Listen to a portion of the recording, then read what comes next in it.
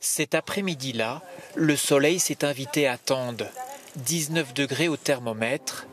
14h26, le train des merveilles fait son entrée en gare. À bord, les touristes se comptent sur les doigts d'une main. Les randonneurs sont rares. Rien à voir avec la saison passée. Vous pouvez accéder à la vallée de la Roya en voiture, bien sûr. Et par contre, il y a des horaires à respecter. À l'office du tourisme, les appels affluent, mais c'est surtout pour être sûr de pouvoir accéder à la vallée. Il faut rassurer. Il pose des questions pour pouvoir accéder dans la Haute Roya. Donc nous, on lui explique l'histoire des convois, l'histoire des horaires. Et après, ensuite, on lui dit où ils peuvent aller, l'accessibilité.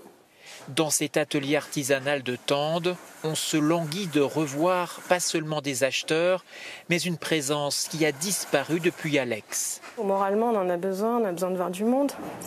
Parce qu'on tourne en vase clos là depuis 7 mois, alors qu'avant c'était un axe européen ici et on voyait du monde arriver des 4 coins de l'Europe. Ça faisait partie de notre quotidien, donc là ça manque. Dans ce magasin, on trouve de tout pour s'adonner à la randonnée. Il faudrait juste que les clients répondent présents. Quant aux activités de plein air, elles seront quasiment toutes réalisables cet été. Il y a tout ce qui est canyoning, donc on va dire plus bas sur Breil-sur-Roya, qui sont eux aussi en bonne condition actuellement.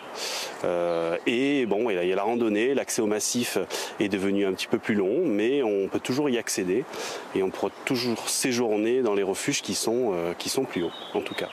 Quelques efforts pour accéder à la vallée, mais la satisfaction de découvrir ou redécouvrir ces paysages remarquables.